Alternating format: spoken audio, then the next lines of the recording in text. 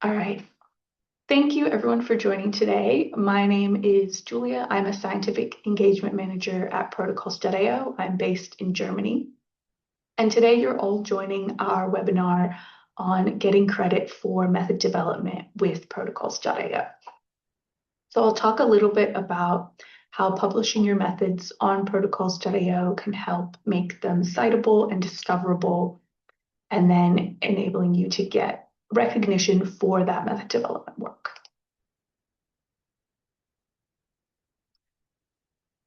A little bit of housekeeping before I dive in. So I've already clicked to record. So this webinar will be recorded and you and all of the registrants will receive the recording as well as the slides that go along with this webinar afterwards. Closed captioning should also be enabled if you would like to use them.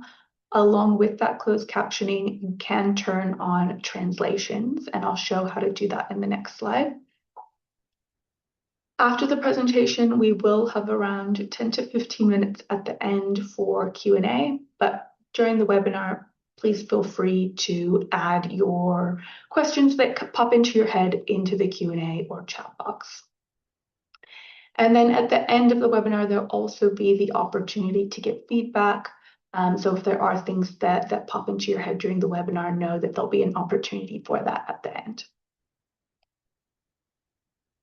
And if anyone does want to enable captioned translations, you can do that here. So you'll click on Show Captions at the bottom of your screen, and then you'll be prompted to select what language you want the captions in, and it will auto-translate what I'm speaking in English.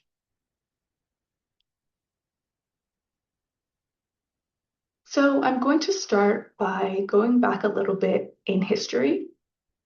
And methods have in fact only been a focus quite recently in the history of science. So if we think about it from a journal publishing perspective, the journal Nature Methods was started as recently as 2004. And at the time, there was a lot of skepticism, even in the Nature publishing group, around launching Nature Methods. And because at the time, they said that, Springer Nature publishes research. No one was going to read just methods. This could dilute the brand. It would be impossible to fill a journal's pages with just methods, and many other reasons why this maybe shouldn't be the case. But as we can see and we know now, Nature Methods, the journal, was a huge success. It continues to be. But I think it's interesting to think about the skepticism of giving methods independent credit as recently as 2004, so 20 years ago. And I think this dismissiveness of methods seems a little bit irrational now because we do know that publishing methods can be extremely impactful. So what you'll see on this slide is a publication that came out last year from the journal Nature. And they compiled a list of the most highly cited papers in research. And this was based on data provided by Clarivate, who owns Web of Science. And that included nearly 100 million papers dating back to the early 1900s. And so we look at this list of the most cited papers of all time. We can see that it's dominated by laboratory techniques or methods. So it's showing that they are having huge impact and they are a really important component of research. So if you are publishing your research in the form of a paper and you're not putting full method details in there or not sharing your methods as openly as you could be, you might be missing out on sharing the most impactful part of your research. And I'm going to talk a little bit today about some researchers who have shared their methods and how it has been a big benefit for them. So one thing to mention as well is that not every method is going to be suitable for a journal like Nature Methods or any other methods-focused journal. And it is a lot of work to put that information together. But that information can still be useful for other people and can still have an impact on others and for your career. And places like protocols.io can be a hub for sharing that. So for those of you who have used protocols.io for browsing the published protocols before, you might be familiar with that already. But let's have a look at some of the ways that people are currently sharing methods.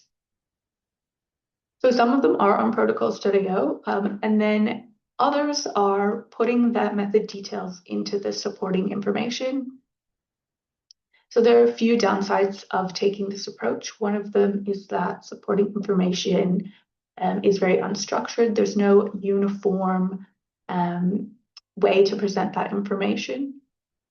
It's not built specifically for protocols and methods, and it's not discoverable. So often supplementary information is not text mined and is not searched when you're trying to find that relevant piece of information. Another thing that people commonly do is share their protocols on their individual lab websites. So this can take quite a bit of time and effort to get started and to maintain these pages. And one of the problems that we see is that there's the links to these pages degrade over time. So people move from one university to the other, and if someone's citing a protocol that's put on this website, the university might not always be maintaining that page once an academic has left, for example. So I want to be clear that putting your methods in these places is absolutely a great first step, and is a lot better than not sharing full method details at all. But it can be a lot better to use a platform like protocols.io. And this is highlighting the concept of modular publishing.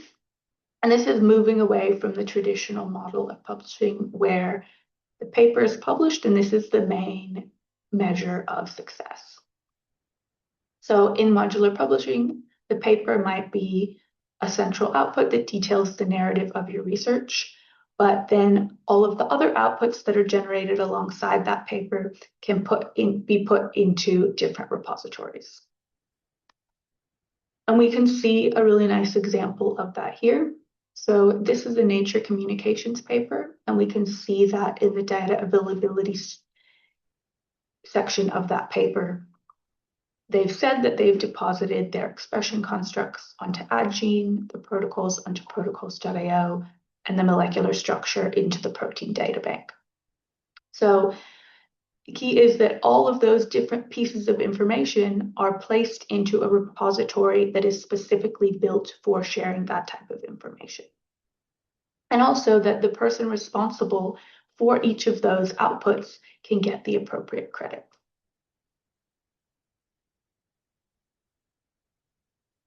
So if we think about protocols.io, we are an open access repository for sharing methods.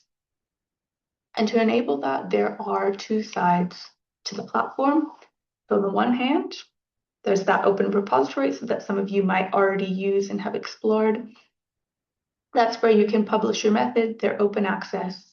They receive a DOI that is permanent, can be cited, and you can also link those methods to your research paper if you choose, and track the metrics associated with your method or protocol output. The other side of the protocols.io platform is as a private experimental workflow tool.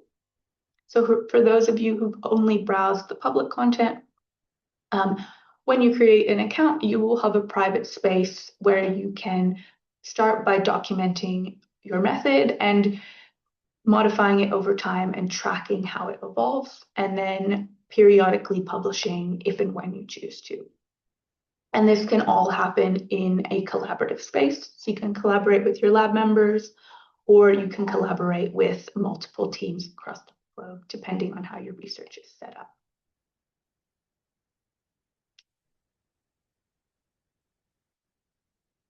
So this is another example of how publishing on protocols.io can look. So this is from a paper in PLOS Biology. So it's important to highlight that protocols.io, we are part of Springer Nature, but as a methods platform, we are publisher agnostic. And so you can link your protocols.io protocols to papers from any journal. And so we can see that instead of putting the method details into the paper or into the supplementary information, they have said that they're available on protocols.io.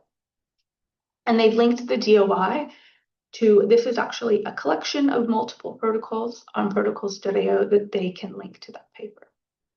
And then as this team continues this work, potentially after publication, and makes changes and improvements to those protocols, they can publish updates to them. So we can see here that this is version 1, but they can publish additional versions as well.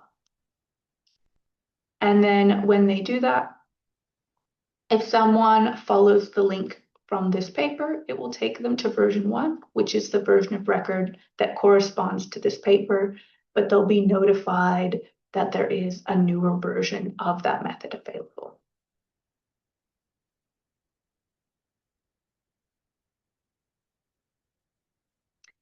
So if we go back to thinking about that shift in terms of how people saw the value of methods, we're now seeing this mindset shift mirrored in the open science movement, which has historically focused on open access publications, open data, open code, and then the corresponding infrastructure and tools to support that. And we're now seeing more awareness around methods sharing, and protocols.io is, of course, one of the tools that can support that. I'll touch on this a little bit later as well, but we are starting to see many journals and funders recommend or even mandate sharing methods openly as part of their policies. So it is quite a good time to start thinking about how you can do that.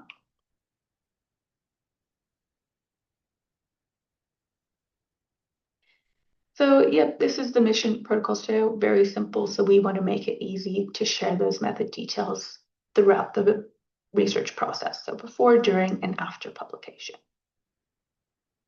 And with that in mind, I want to highlight that the protocols and protocols.io, some of you might be familiar, are unlike publishing your method in something that can be relatively static, like a Word or PDF document. So I've already talked about the ability to version these publications, and you can also put various information into those protocols in a way that makes them as reproducible and easy to follow as possible. And so we can see here that the methods are in this structured step-by-step format. You can add things like notes, tables, plate maps, images, videos. We call these components, and I can show how you can add them in later. And then we also have some new AI tools to assist you with protocol drafting and troubleshooting protocols as well.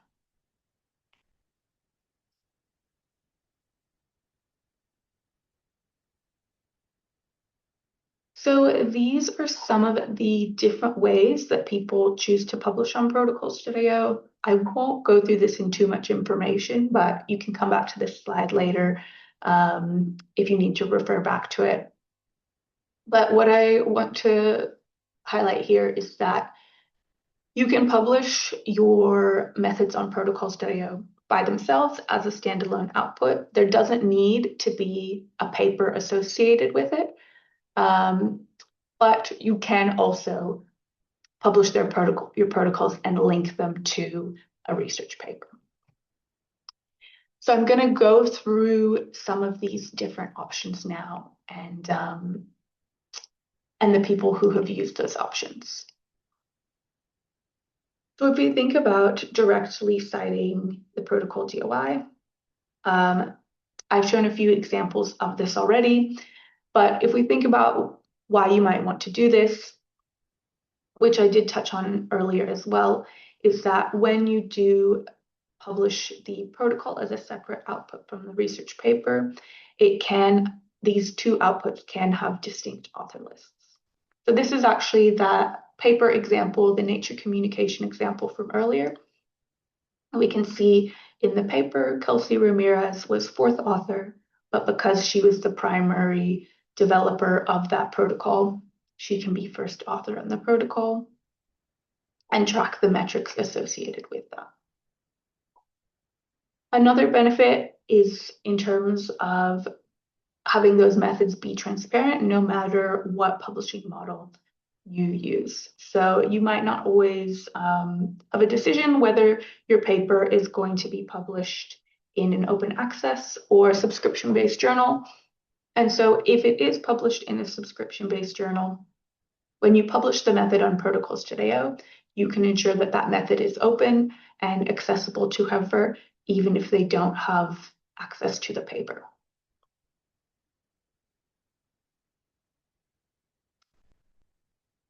One of the other publishing options that we have is via our journal partnerships. So we do have various partnerships, and you can see some of the journals we have here. I think there's been one or two added since I took this screenshot. But these journals will take the extra step and peer review your protocol on Protocols.io. But the key to whether you should pursue this path is if you will be able to write up or already have a research paper associated with your protocol that is going to be suitable for publication in one of these journals. And if that is the case, it does depend on, of course, the guidelines of those specific journals. So if you are interested in, have a look at these different journals to see what kind of publications they accept. And here on this slide, we see some nice examples of authors who have gone through this process and found it to be very impactful for them. And these are all from publishing with the journal +1. And they have a lab protocol type journal, and that journal actually mandates that you put your method on Protocols.io as well. You'll see this link at the bottom, and we do have a series of interviews with authors who have gone through this process and talked about how it's impacted them and why they chose to publish it in this specific way. And this is a nice example. So I think I already mentioned that, this nice +1 lab protocols. Even though it's called lab protocols, I think they're very open to methods across multiple disciplines. So this one in particular is an archaeology method around drawing, for example, arrowheads. So I'll do a little bit of a case study on this method later. And this is another nice example. So when you do go through that process, you'll notice that you receive this badge on your Protocols.io protocol that says it has been peer reviewed because it's gone through this process with the journal. And then you'll see what journal that protocol is associated with it. So the key thing you get from this process is this badge at the top of your protocol on the Protocols.io platform. If you are interested in hearing a bit more about getting your protocols peer reviewed in this way, we did run a session maybe a year ago at Love Methods Week last year on this very topic. And so it was a panel discussion with editors from different journals that we do have partnerships with. So you can watch that recording here if you're interested.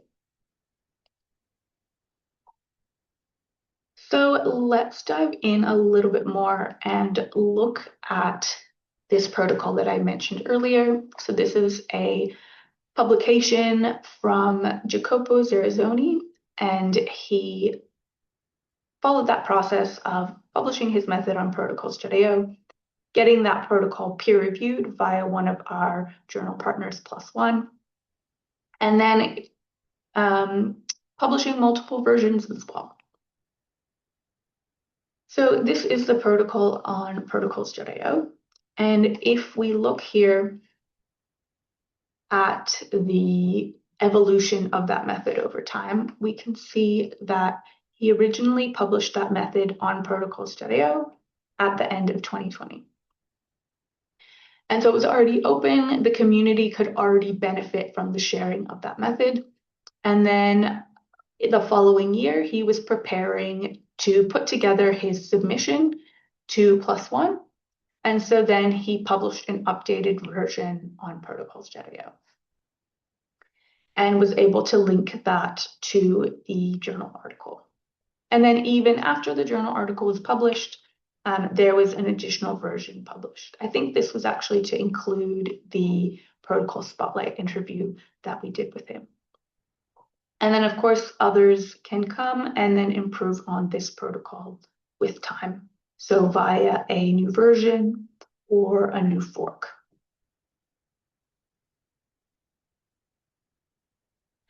And so this is not the same protocol, but this is a nice example of how Jacopo can also track the metrics associated with that specific output. And so what's I want to highlight here is that the metrics of the protocol can often differ quite a lot from the metrics of the paper. And it allows you to see with a lot more transparency the impact that your method is having. People might be using it before they've written up a paper and published a paper on it. And so you can see that via, for example, the views on Protocols.io, but also how people are bookmarking it. Are people creating their own private editable copies of that protocol via a new fork? And so you can see with a lot of other what we call non-traditional outputs that allows you to demonstrate the impact that your method's having. And going through this process was quite impactful for Jacopo. It was quite popular, and he was invited to some lectures and practical sessions at universities to demonstrate the method as well. Another thing to consider when you're publishing methods is how you want to maximize the impact and reach of those methods is ensuring that they are discoverable. And so when you do publish a specific method on something like Protocols.io, you're increasing the discoverability across multiple disciplines. So we have a nice example of that here of a paper and a protocol. And we can see that the paper quite specific, and you can see that it's targeting a 3-spine sickleback parasite. So that's a fish parasite for anyone who isn't familiar. But the protocol itself is quite broad, RNA extraction protocol. So this can be applied to multiple different disciplines. But if someone was looking for an RNA extraction protocol, for example, for neuron cells, would they come across this paper for a fish parasite? Maybe, maybe not. But we can see in this Twitter exchange here that this researcher was looking for a method, and this other researcher was able to say there's a basic protocol on Protocols.io for that. And so it's a lot more easily to come to this paper based on this broadly applicable protocol. And another benefit is people are probably going to find the associated paper based on that protocol as well. So it is another avenue for people to reach you and your protocols and your papers. And that was the case for Jacopo as well. So he talks about in one of the interviews that we did is that his PhD was very specific to a time period in a specific region of the world. And I think he said that that is how research is often conducted in archaeology. But his method was broadly applicable to multiple regions, multiple time periods. And so he was able to go past those boundaries and reach an additional audience of researchers that may not have normally interfaced with his work and the specific time period and region that he was researching. And so because of all that, it can be a really nice way to connect with other researchers. So this is a nice example from a senior researcher, Luciano Martellotto, and he has mentioned that he published quite a lot on protocols.io. You can check out his research at this link at the bottom. And he said that, in fact, 80% of his recent collaborations were a direct result of sharing publicly on protocols.io. So there is a lot of visibility that comes from sharing on the platform. People find these protocols independently of research papers via Google, via AI. So that's something to keep in mind. So what I'm going to do now is I'm going to jump out of the slides and into the protocols.io platform to show you the private side of the platform and how you can go about creating a protocol to get it ready for publication. So let me get my other screen set up.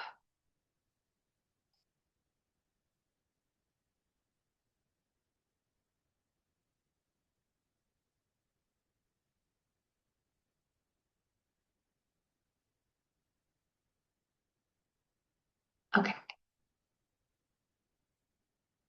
Everyone should be able to see my workspace on protocols.io. So for anyone who doesn't have an account on protocols.io, to publish, you will need to create an account. You'll see the create an account button at the top of most pages, top right of most pages on protocols.io. It's free to create an account. It's free to publish protocols as well. So when you create an account, you will start off in your private workspace. And then within that workspace, you'll have the ability to create protocols. So every protocol that you create will start off private, and then you'll have the ability to make it public when you choose to. One thing to keep in mind with the free account is built for public sharing and publishing, but that means that there is a limitation to the number of protocols that you can keep private at any one time. And so that's a limit of 2 private protocols. But as soon as you publish one of them, that will free up a private slot and you can create another private protocol. So when you are in your private workspace, I think even if you aren't ready to publish just yet, it can be nice to create a protocol, play around, and see how you might be able to represent the information on the protocols.io platform. So there's a few different ways that you can start by creating a protocol. When you create your account, you'll probably have a little box like this pop up, and they'll show you the different options available to you. So I would recommend, when you're starting out, if you don't have a protocol that you are ready to publish yet, you just want to have a go, see what's possible, I would recommend starting out by creating a fork of an already published protocol. This is a very nice protocol that's been published, and we can see they've made quite good use of different methods of displaying the information. So they have some nice tables, notes, and they've put some of that information into components here. So find a protocol in your area, in your discipline, your area of expertise, and click this copy fork button. And then that will create your own private editable copy of this protocol within your private workspace. And then you can edit it, do whatever you'd like to see what's possible. If you do already have a draft or scaffold of your method stored somewhere else in something like a Word document, PDF file, any sort of text, or even handwritten notes, you can import that onto protocols.io, and it will put it in that this structured step-by-step format. So what you can do is go to New, Import a Protocol. And you'll see it accepts multiple different file types. And so you can upload your file, and we have an AI tool that will process that. It usually takes a few minutes, depending on how long your protocol is, and then you will see that you'll have protocol created in your workspace that you can edit as you see fit. So it works quite well. I'll show you an example here. So this is a PDF file with some text of the method. And we can see that I used our AI tool to import that. And then it gave me this protocol. So if you had something ready and you just wanted to put it on Protocol Studio, this would be a nice way to do that. It does bring all the information across and put it into the relevant places. So put the title into the title field, the authors into the author field, abstract in the relevant place, and put in those steps as well. If you do carry out this process, one of the things to think about is how you want to make your protocol a little bit more interactive and reusable on Protocol Studio. And that is through the addition of different components. So this is the directly imported one, but I have an example to show what these authors actually ended up publishing on Protocol Studio. Let's see. I may not have it open. Here we go.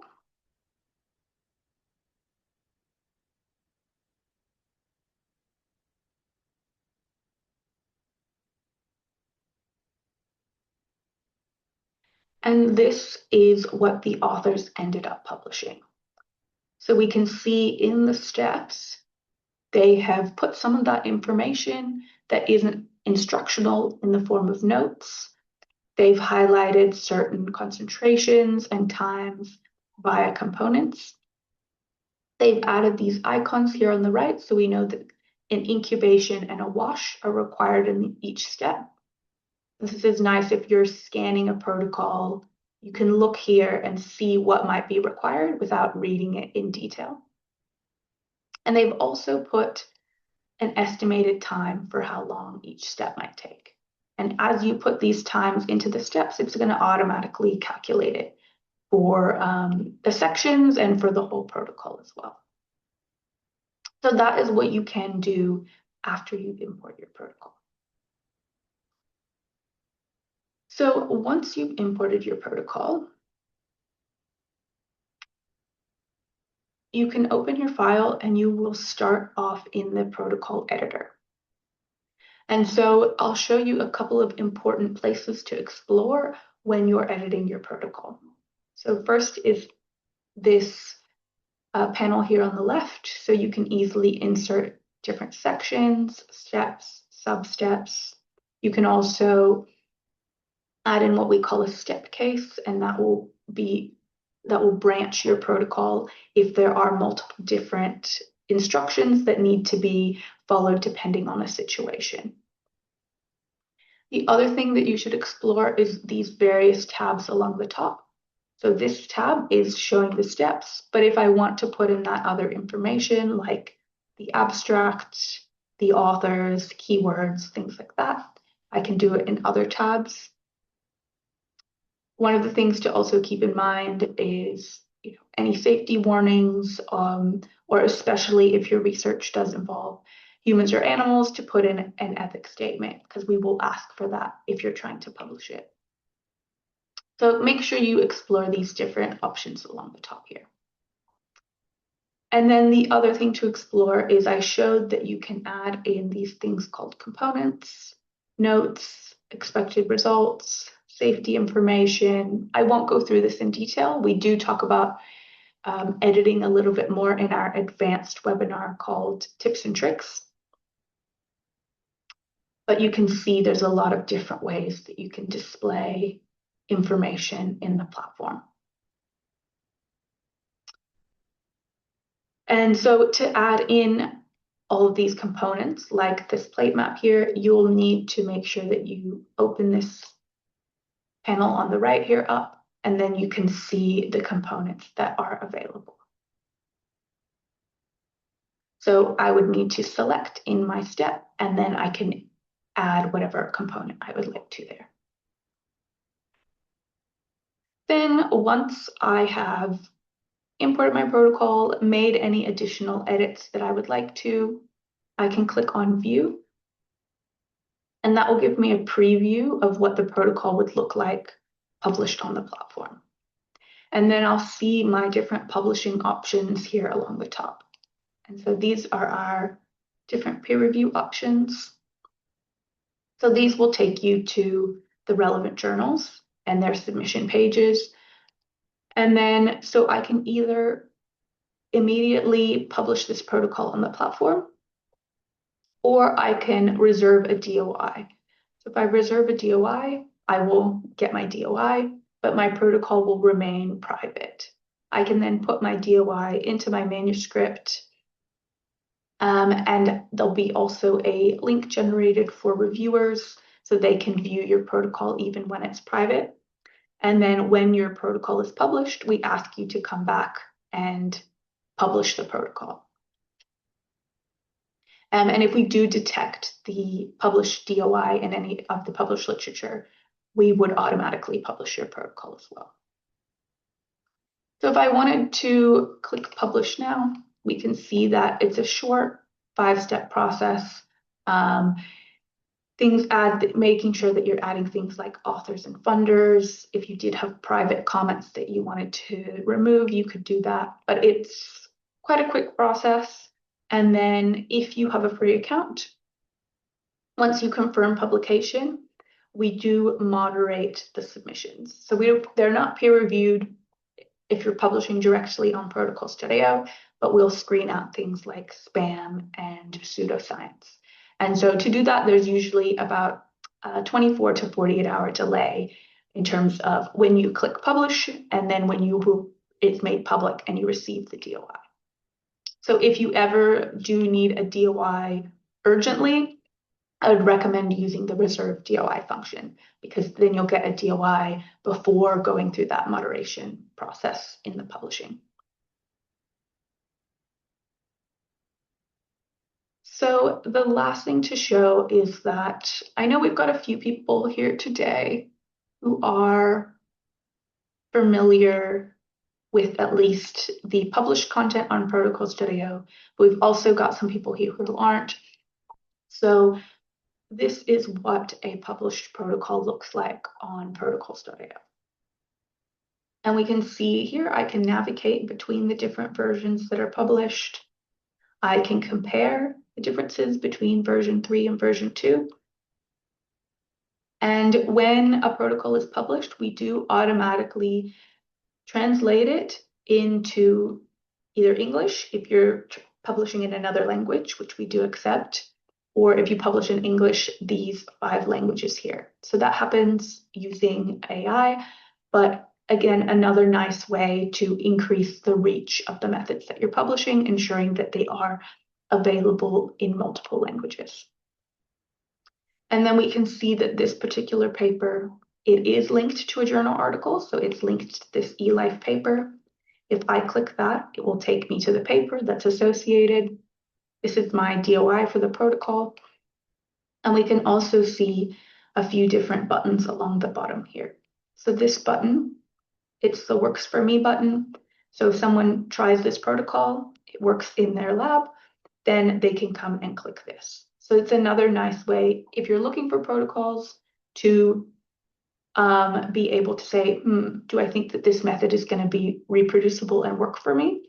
And then if you're publishing and the method that you've published has a lot of works for me clicks, it's another way to demonstrate that the methods that you're generating and the way that you're writing them is being done in a way that is reproducible in multiple places. And then again, on the published protocols, there are these different tabs. So when I have published, I can go and I can track the metrics of that publication. So I can see how many people are viewing it over time, and then I can see these other non-traditional metrics. For example, who's creating private forks of my protocol. And then, of course, if the protocol is cited as well. One other thing on the topic of forks is that we can see here the public published forks as well. So we can see there's 2 public forks, nearly 400 private forks, and I can see across the different versions that have been published, then version 3, there's been some different forks made of it. So yeah, there's been one made in another language. So I think that was before we added the language functionality, which we just added last year. And then we can see there's some abbreviated versions as well, or abbreviated forks as well, because this protocol is over 100 steps. So that's a little bit in the protocols.io platform. I will now move back into the slides to finish up.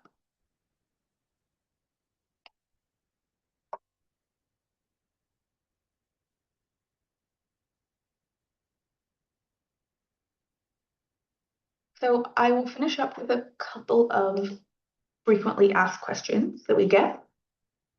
So one of them is people ask us, can I share methods on protocols.io if I already shared them in a paper published, 2 years ago, 5 years ago? I now want to put them on protocols.io. Can I do that? And the answer to that is yes, absolutely. So if you do that, we have a place that you can put the previous manuscript that you detailed that method into the protocols.io platform. And so you can add that in there so that people will know that the protocol you're publishing on protocols.io is associated with this other previously published paper. But that will be a unidirectional link. So you can go, that the protocol is associated with the paper, but because the paper was already published, if people land on the paper, they won't know that there's the protocols.io protocol. Another question that we get is,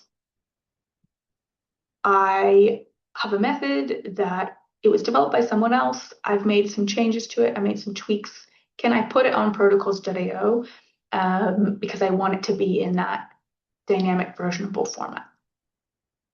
So the answer to that is, if you are bringing that method into the private side of the platform, you can do basically what you can store whatever you would like on the private side of the platform. It was always good to document where you're getting that method from. But then if you are making the choice to publish that method that was developed by someone else, in terms of the copyright and legal aspects of it, it is legal to publish it in another place because methods are actually not protected by copyright. But from an ethical point of view, you should always contact the original authors and let them know that you're doing this, ask them for permission. So we can see a nice example of how someone has approached that on this slide here. And they've put that information into the abstract. You could also add a disclaimer at the top to say where the protocol was adapted from, what changes they have made, who was involved in them. And then another thing to keep in mind is that if you do publish something like this and someone comes across it and knows that, for example, if Russo came across this protocol, he can come and claim authorship. So there is a way that you can add authors to that protocol later after publication.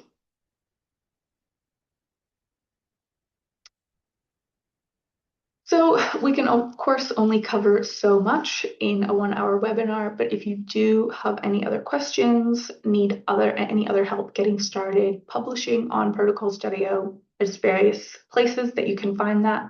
So I will leave that here that you can refer back to later. And I touched on this a little bit earlier as well, but as I did mention, there are more and more journals that are recommending that you put your methods on protocols.io when publishing. So we can see some of them here. There are over 1,000 journals at this stage. Same thing with funders recommending it. This funder in particular, ASAP Parkinson's, they do mandate publishing of the methods on protocols.io. And then if you are at different universities, many of them do have site licenses to enable you to take full advantage of the private side of protocols.io. These are some of them that have that as well. So that was all from me. Thank you everyone very much for attending. So we'll open up the Q&A portion.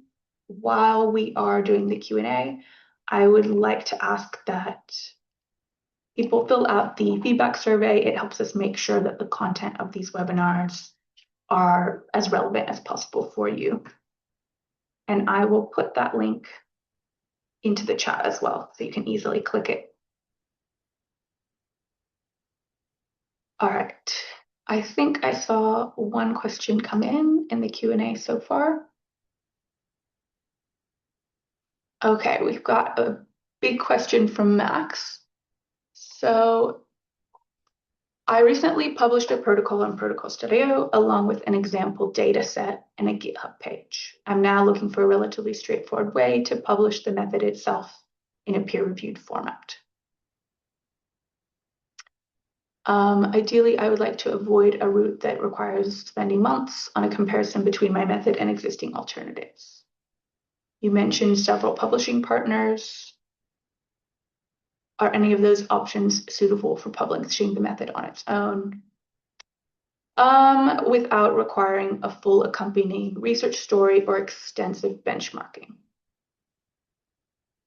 So I think really that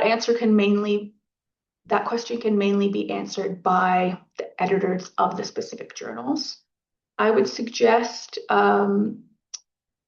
as a first point of call, maybe checking out the +1 lab protocol, because I know that they accept a wide variety of methods. So for example, something like Nature Cell Biology, I'm not sure what type of research that you're at, but they might be a lot more specific with the types of papers that they're going to accept. But really, I think the answer is to publish on protocols.io. That is the kind of the least barrier to making your method public. But it is obviously there's going to be a longer process if you are going through that peer review process. So I think, I'm sorry I can't provide more help, but I'd say as a first point of call, try reaching out to the journals that we do have partnerships with.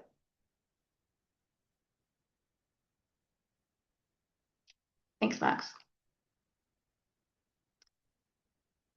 Does anyone else have any other questions?